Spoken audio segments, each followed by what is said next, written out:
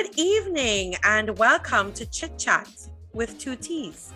I am your host, J'elle Valdez, and today we have an extra special guest with us. She's one of my favorites. This year, you're not supposed to say that, but I'll say it. She's one of my favorites. Joining us live, well, by the time you all see this, it won't be live, but you know what's happening. Dr. Tracie Rogers, all the way from Jamaica. Welcome. Thank you. I am a Trinidadian. I have not relinquished my passport. You only reside in Jamaica. Yes.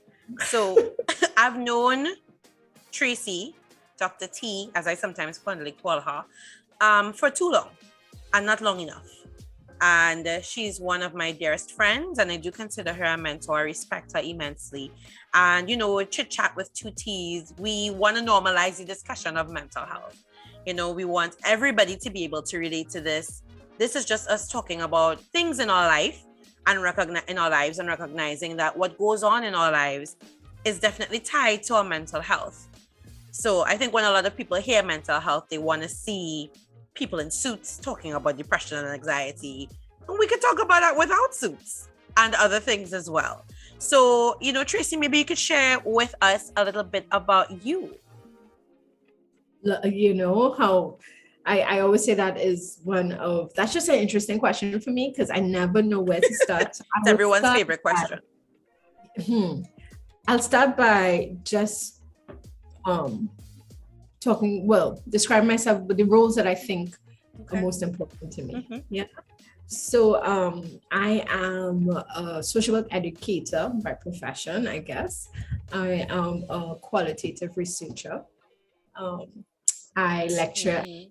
I am an artist. I am a writer. I also am the clinical director and owner of a counseling agency called Wholeness and Wellness Counseling. Yes! Shout out to Wholeness and Wellness Counseling Services. I said shout out. Yes. Wholeness and Wellness Counseling Services. So those are things I do, I guess. I am finding my way, you know, and trying to do that with an equal measure of confidence, humility, and just generous amounts of forgiveness and grace. And I am a mama to 11-year-old daughter. When did she turn 11? Who needs it? Puppy named Frappuccino. Frappuccino, shout out. Shout out to Frappuccino. So I am, and they are the primary people in my life space. So that's it in a nutshell. So those are the things I do. Those are the things I am. And I have tons of other things that I'm figuring out. I love it. I recently read or listened to the audio version of Bamboozled by Jesus. I think I shared with you I was listening to that by Yvonne Orji, who is my new favorite. And she's amazing. Yeah. I love her. So yeah, I have plenty of favorites, but yeah. Hi Yvonne Orji, if you're listening, I wanna meet you. Anyway, and she said that when she reads the Bible, sometimes she puts like a little punctuation in different ways, and it means different things to her. So you said, I'm finding my way, but I heard you say, I'm fine in my way. And I was like, you know what? You sure are finding your way, you know? So that works on both levels. On both levels. all the levels. So thank you for sharing that with us, Tracie. I love that you are so open about everything. And you're right, that is just a snapshot because we both know there's a whole lot more. But I like it. We'll take it. So this brings us to our first segment, which is what's in your cup. So this is where I traditionally, it's the second episode, but traditionally ask my guests to show us what is in their cup. So we want to see your fancy cup, Tracie. So this is my cup. Oh my God, that's a huge cup. It is a huge cup. So let me tell you what's in my cup. And so I did not plan this, right? So today I'm having lavender tea. So it's fresh, well, not fresh lavender, dry lavender. Mm-hmm. But I put it in my little cold pot. So I'm having my lavender tea. But so I was in Trinidad for Christmas, and when I was packing, I moved here a little bit before the pandemic. Thought I'll go back and bring some other things, and then there was a plague. Yes. So I get back. A whole plague. So I get back just for a little bit, and I found this cup by my sisters that I left that I couldn't pack that I loved, and so I took it with me. So in my cup is some lavender tea. But what I love about this cup is that really what's in my cup and what my cup looks like and what's in my cup, very different things. And I love this cup because it, there's so much it kind of reminds me of life, about what's important.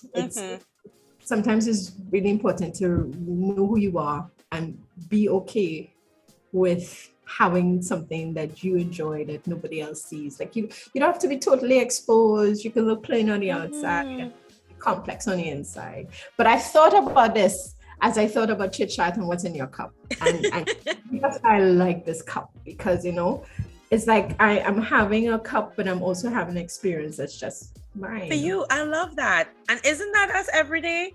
Having our own experiences that are just ours, but also presenting and being present for the world, especially in our field, so I love that.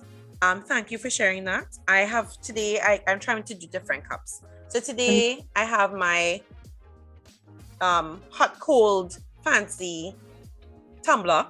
That's the word I was looking for.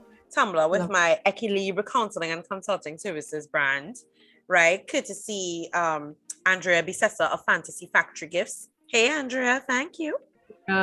Yes. And I told them last episode I love my little bush tea, so that's also what I have today. But you know what? I'm gonna get me up on some lavender. That sounds like something I need to be involved with heavily. Oh, yeah, it's beautiful. Yeah. So I just have my ginger and fever grass and cinnamon here with me today. Nice. So, right? It's for the plague. It's for the plague. So what does drinking lavender also do for you? I love lavender. I like the smell of lavender. When you have a cup this wide, when you sip, you kind of, I can't even describe it. Like you get lost in the fragrance of the tea as well as the taste of the tea. It's a very mild taste. Lavender is just pretty. It smells pretty. I'm sure it soothes your heart and soul and other parts of the. I am sure. Listen, it sure does. But it battles me, and it's a Sunday evening kind of tea as well. I love that. You are, like me, you are a tea fan. So you always introduce to me such interesting types of tea. So I'm going to put lavender on my list. So thank you. Yes. Yeah. And what's going on with you otherwise? So we know literally what's in your cup, figuratively, what's happening. What are you up to?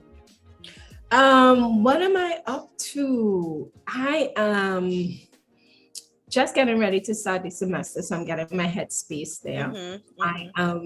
I can talk about something I'm getting ready to head in now. I'm really interested in understanding Caribbean women and resilience, and how we integrate just the stories, survival stories, and how we integrate that into our lives. So that's kind of what's bubbling with me now.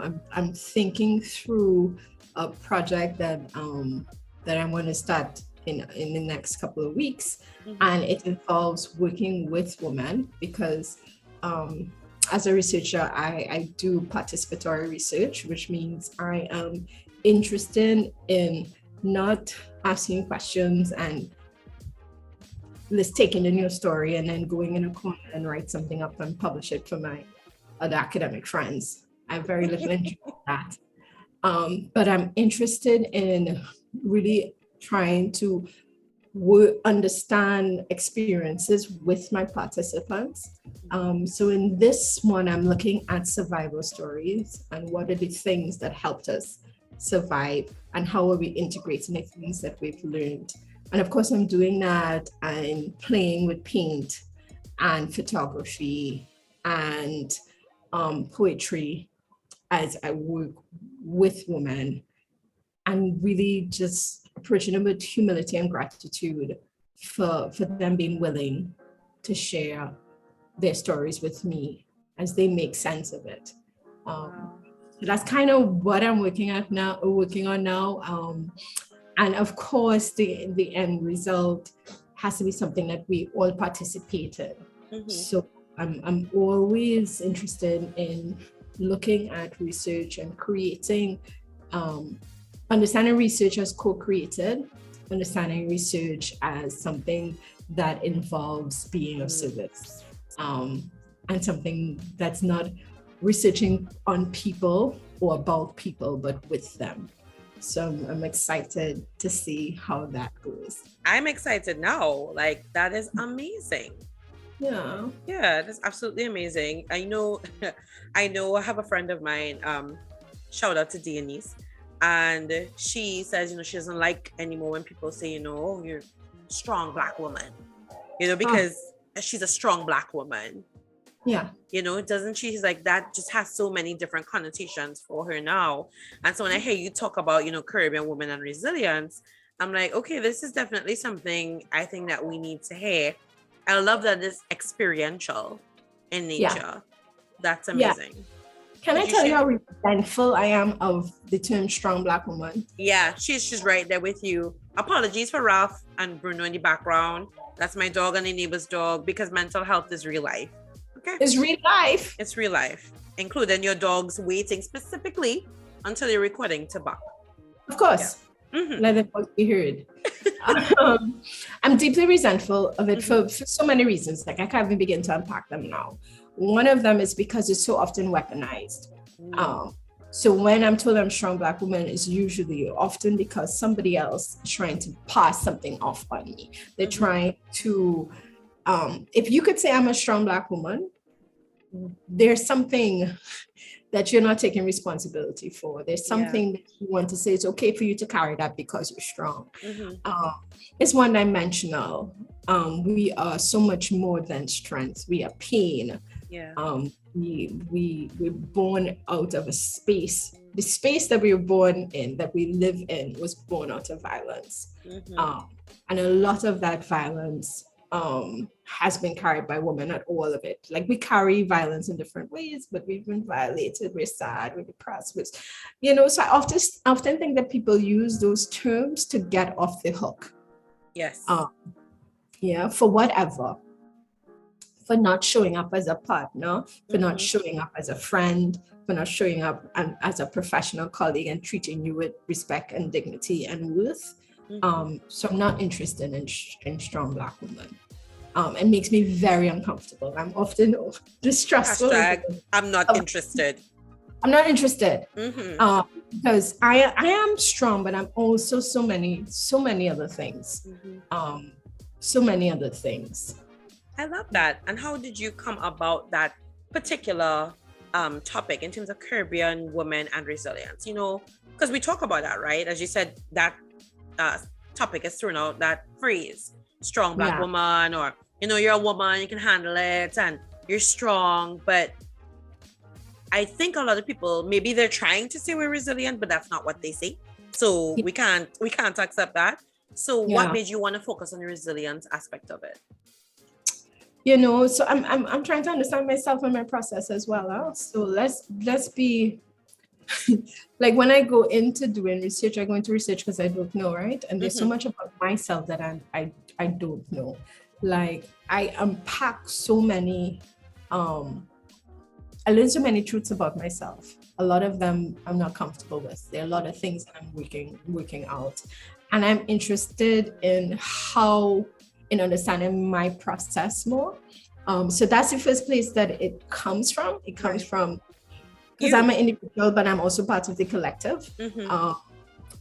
And so when I think about, so that's part of it. There's also part of it that I can't even quantify. I've done work in gender for a long time.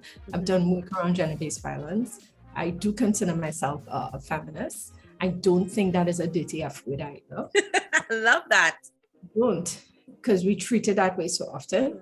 I do think that feminism, is like all Christians are the same, or feminists are the same, just in terms of their ideology and how they conceptualize things. But there's one thing that they do share in common, which is the understanding that women should have access to equality, and that patriarchy. And when I say patriarchy, I'm literally talking about the rule of men. Patriarchy is performed by both women and men, and both women and men reinforce that. So I think patriarchy is something that we need to stop attaching to men.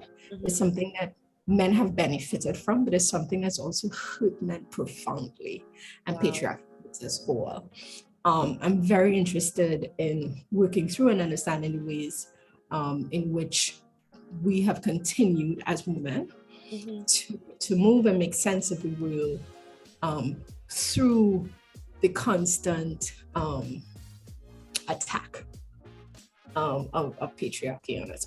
And I think there's stuff to understand about men as well, right? And I don't do comparison. I'm interested in women's experience, and that doesn't not about that life. Not about the comparison life. I don't do comparison suffering either. So my interest in understanding women's experience by no means is saying anything about men's experience as being less valuable. But this is what I'm interested in understanding. So it comes from that place, but it also comes in trying to understand what it is to be a woman, a Caribbean woman, a Trinidadian woman. And then the experiences that we have as Caribbean women in common. So that's where the interest comes from. It comes from, I also think too, that so let me be very collective. So there are lots of things that I think I've achieved by certain standards, but there are a lot of ways in which there's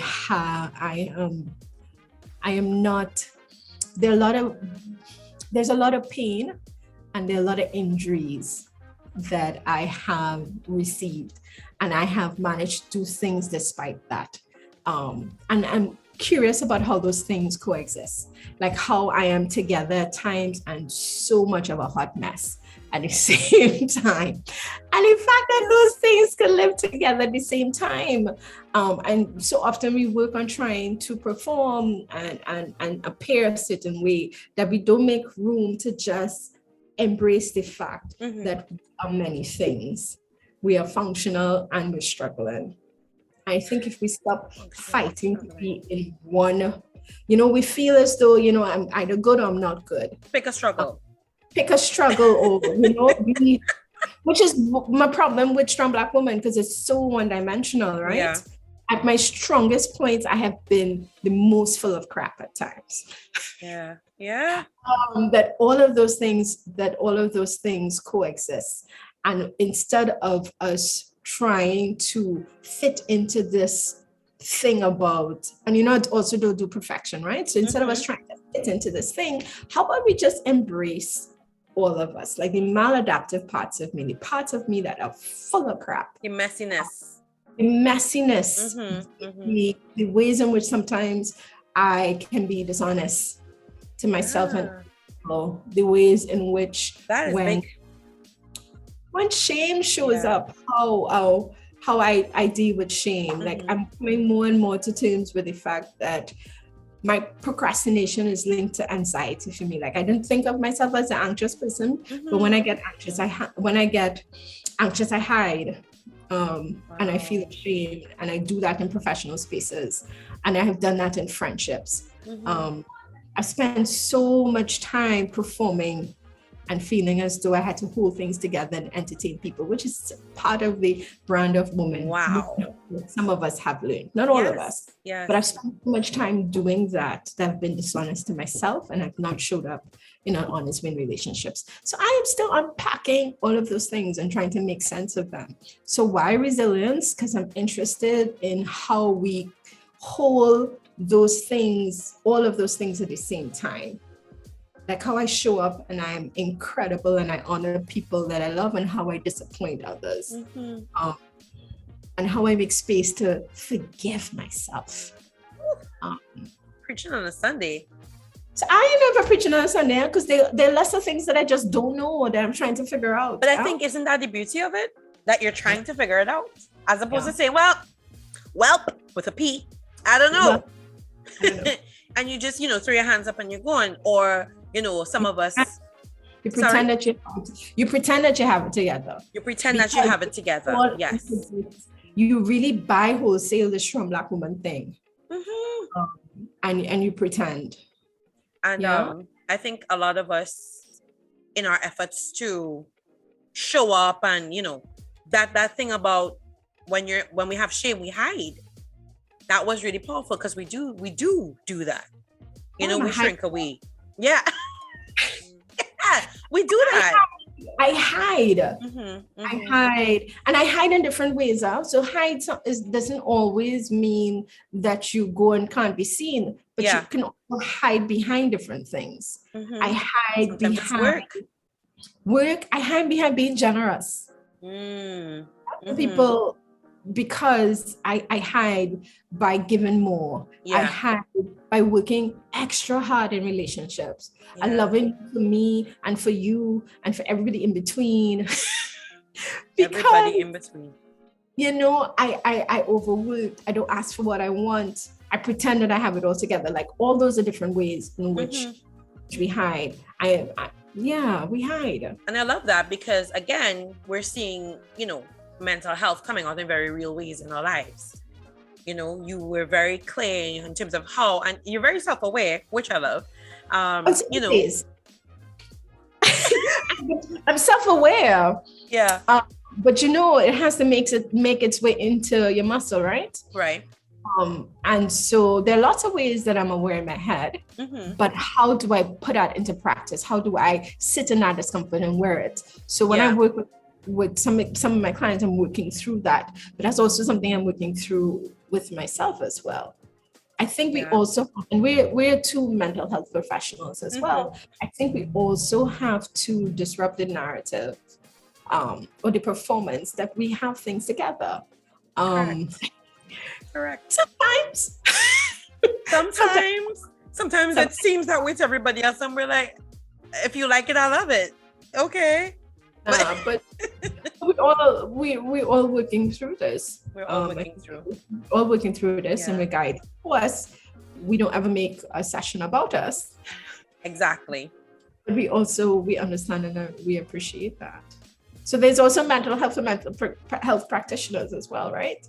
Correct. So that's something else to think of. Tracie, thank you for sharing that. I mean, our very real space. Those disclosures don't often come very easily for most of us. So thank you for sharing that. We really appreciate that. And so that is what's happening with you. But what's happening that may be upsetting you? We're going with the tea analogy. What's boiling your water? What is making, I told you guys in the last episode, what's making your kettle whistle? What's happening? Making my kettle whistle. Oh gosh, J'elle, what's boiling your water? What is upsetting you or annoying you, or in the world, in your life, in the world? What is a thing that is going on? I mean, we're dealing with so much, and that also contributes to your mental state. Absolutely. What's happening? So here's the thing, and this could just be where you caught me tonight, because I can't say that this happens all the time, but like right now, not much. When I say not much, meaning that like I have some of the stuff that I'm working on my own, right? Some of the stuff I just spoke about, right? There are many ways in which I have not been showing up in life. Last year was good for me. It was hard. So there's a lot of stuff that I'm dealing with here. But in terms of the outside world, and again, that's probably where I am today. I've come to the point where I don't have the energy. You don't have the energy. I can relate. Use of my energy. So here's what the pandemic has done for me, right? So I considered myself an extrovert for a long time. Okay. And I thought I was like, but I really like what the pandemic has done for me. Having to step back has been a good experience for me. And this hasn't been an experience for everybody. And let me also admit that some of that has come with privilege. Like, let's be really, really, really clear. Like, I know my experience is not everybody's experience. It's not every woman's experience. It's not every Black woman's experience. I want to recognize that. But for me, being able to sit, it helped me to be less performative. Right. And that has been a significant area of growth for me. And I've been so appreciative for that. And I'm not underestimating or devaluing the fact that the pandemic and social distancing has been difficult. Of course. In many different ways, mental health, economically, socially. I'm not underplaying that at all. But for me, I use the time to step inside myself, and it's been a good experience. That for me. I'm frustrated, yes. I think pandemic fatigue is real, right? And it varies, you know, at different points in time. So I built a home practice around working out that's really worked for me. Right. I found a small studio that I do a little bit of work on. So I have been moving. I think the pandemic has have phases for me. But right now, a lot of my work is internal work, and I'm not even too frustrated with the outside world. But a lot of that is because I have the privilege of not having to interact with the outside world too much. Yeah. So it's been my internal world. I'm making sense of my relationships and all of that. Well, if I do get upset, every now and then I get peeved on the fact that people don't understand that freedom of choice doesn't free you from responsibility. So I think, and I'm not going any further than that. And that's fine by me. I think freedom of choice, but there's responsibility that comes and consequences. You're not free of consequences either. So even and I get peeved about that. And I think that's good that you're talking about it, because this is what happens. You don't want to keep that, negative energy in there and have that inflame your system, and we don't need that. Yeah, and I don't have the energy. We don't have the energy. I don't have the time and energy. But even backtracking a little bit, what you said. What did you say? Why did I forget what you said? So you were saying, not much bothers you at this point, but that's where we may have caught you today. And I think that is so profound, because that's exactly it, right? We move moment by moment, minute by minute, day by day. So yesterday can look very different from today, and today can look very different from tomorrow. Absolutely. And I think a lot of people need to recognize that as well with your mental health. So yes, there may be a general sense of whatever, but it doesn't mean that you can't have a good day. So some people may be dealing with depression, and they might laugh at a joke. I read I think I saw one of those TikTok videos about Caribbean parents, and it's like, when you're sick, if you laugh, then automatically you're not sick anymore. No, you're good enough to laugh. You're gonna have to wash them wares, So I think it's the same thing. I think a lot of people have that perception about mental health. How are you dealing with depression? But I'm seeing you posting nice pictures with your friends. Yeah. Or you look nice. So how come how can you be depressed? Yeah. So I think it's nice and very real of you to acknowledge that, well, you know what? This is where I'm at today. This is where you caught me today. It's real complex, huh? I don't know why we forget just the complexity of our instrument, the complexity of the brain, the complexity of our nervous system, ways in which, again, I guess why I'm also interested in understanding resilience and survival and coping, because how we present isn't always a reflection of what's going on inside of us. Yeah. Yes. And we have learned to mask pain. And just because we mask pain differently doesn't mean that we're dealing with different pains. So some people might mask their pain by being very let me loud you up before I give you a chance to loud me. Mm-hmm. So I walk around and brash. I'm always putting somebody in their place. Mm-hmm. Always putting somebody in their place. And that may be their way of coping with pain. Somebody coping with similar pain might do the opposite. I'm constantly ingratiating myself. Preparing. I'm constantly performing. I'm always okay. But there's a similar pain. Shouting at me, Tracie, no problem. That's the thing. Pain is there. Yes. But we have learned, and we've been receiving all of these messages about how to move through things, right? So this idea of having grace and compassion with ourselves, remembering that the person who messed up, the parts of me that are so difficult to deal with, they're also representative of the woman that survived. So maybe she had to walk around louder than people. Perhaps she had to be performative because that she survived and she's here now. So do I need this right now? Right. I think that's the point, does this suit me? And so being able, and I've been talking about this a lot with our friend Aquila. Hi, Aquila. Shout out to Aquila Riley Richardson. Talking about compassion and our ability to really be compassionate with ourselves, to befriend that critical voice as well. That wench that knows all the ways to hurt you. That wench. I love that you put wench in there.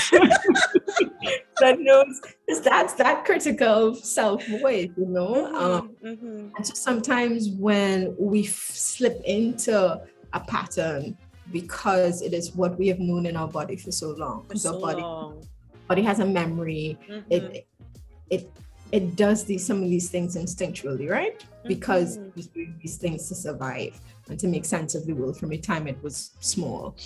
So when we have that moment, that instead of now ensuing in this internal battle with the wench, to say, hey, I see you. Yeah. I see my survivor. I hear that you want my attention. And take some, and here it is. And take some time to move through that. And I think that is our work. That's my work. It's our work as professionals, and it's our work for ourselves. That's what true occupation. To really be able to walk with myself. And part of our professional life is about walking with other people in those spaces. Holding that space. As it makes it. And when we do that, we're doing it, and again, until they can do it themselves. But it doesn't mean that we reach where we're going either. Work in progress, Lord knows. Every day. Need to be in therapy ourselves. So there's so much so many ways for us to make sense. Tracie, amazing. As per you, best sip on that lavender tea, sis. You've earned it.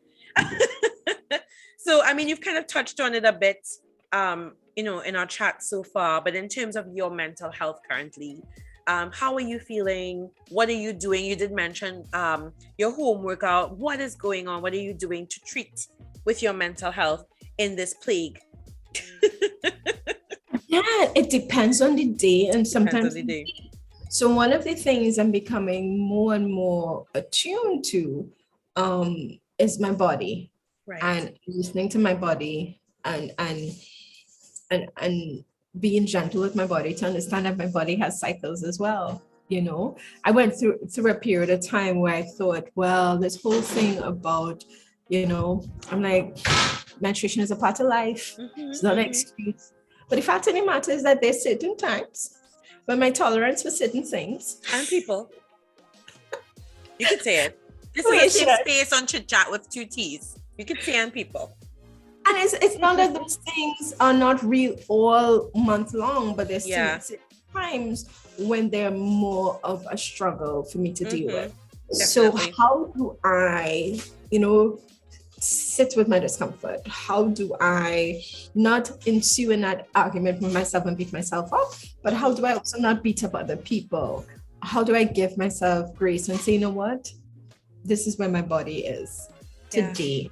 And today she needs to go to bed early. Today she needs to have firm boundaries.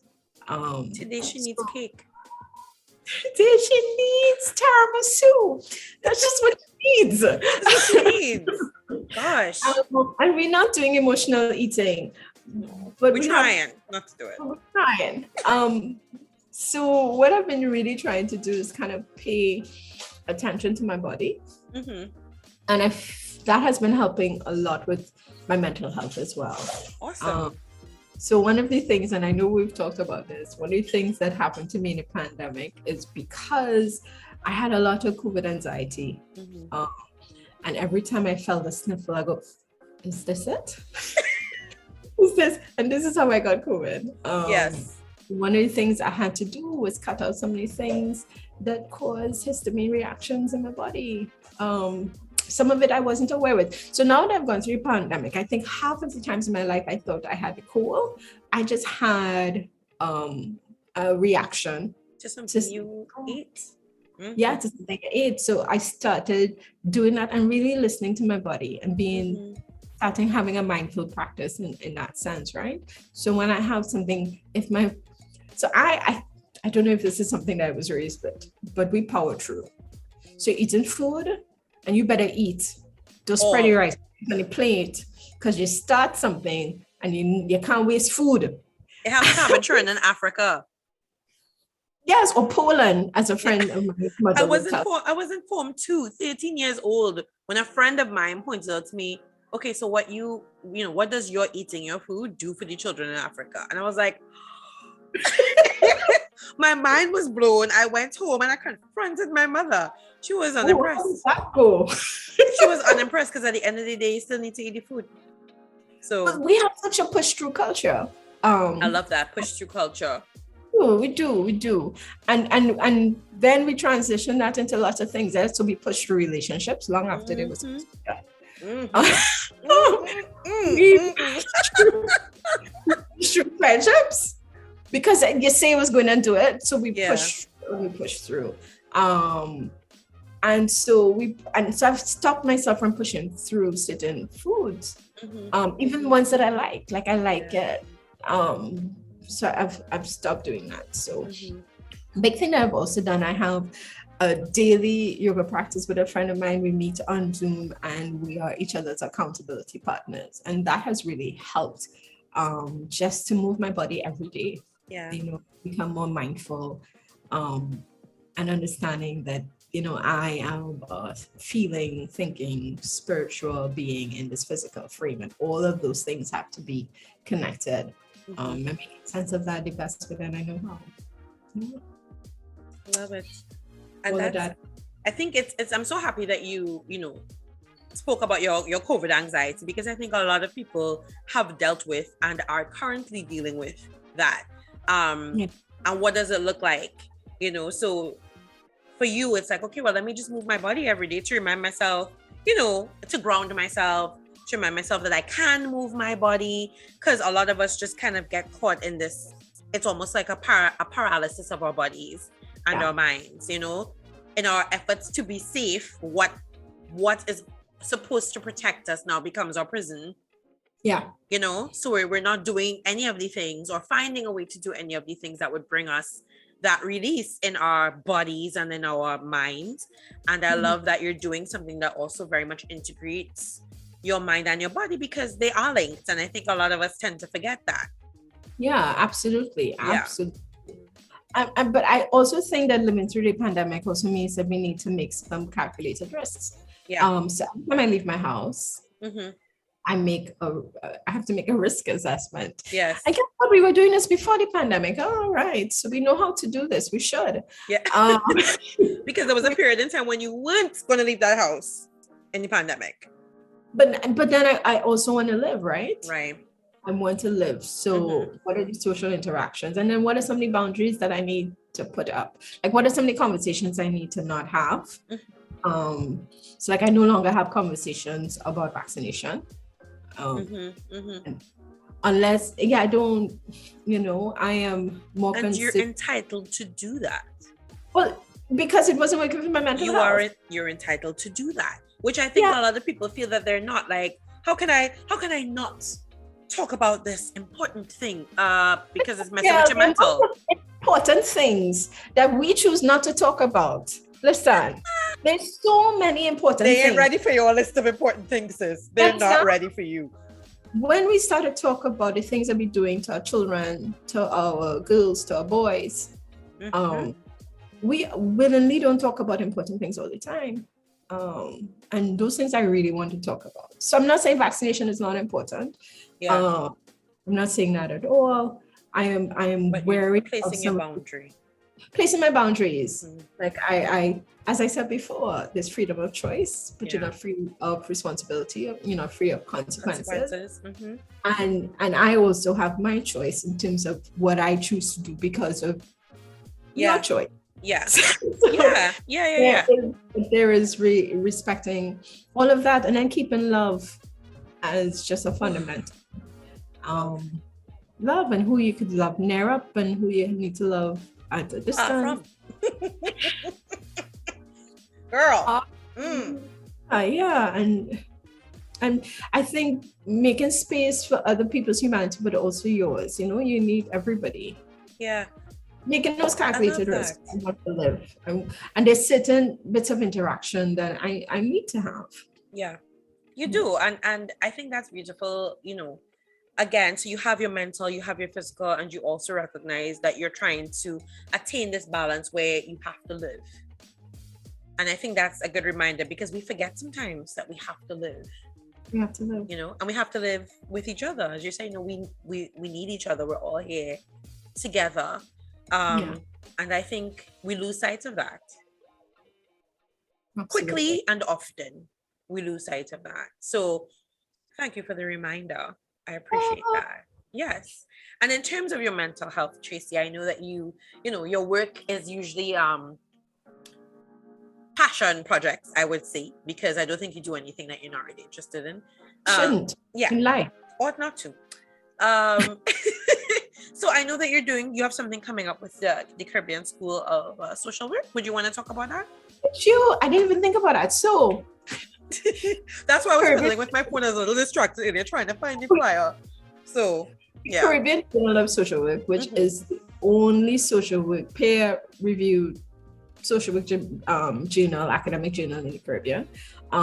The volume 14 was just launched. So I'm one of the editors of that collection, and so we are having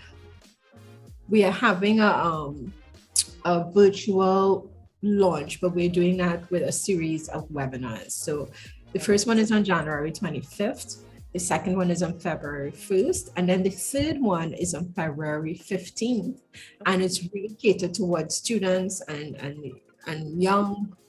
young academics who want to write for publications. That's a kind of workshop feel. So the theme of the journal is New Scholars, New Scholarship. So it really is trying to present a voice or place for people who have graduated within the last 10 years at different levels. So very interesting collection that covers a range of Caribbean issues. So there are authors from Trinidad and Tobago, from Jamaica, from Aruba. Yes. There's somebody from Ghana who's participating in an element of it. So that's coming up. I didn't even think about talking about that. It's open to the public. One of the things that I'm really passionate about is understanding that research should be accessible. And by accessible, meaning that we should be able to reach it. We should be able to find it, but we should also be able to understand it. The language must be accessible. And if your research is not improving lived experience, then really, what are we doing? What is you doing?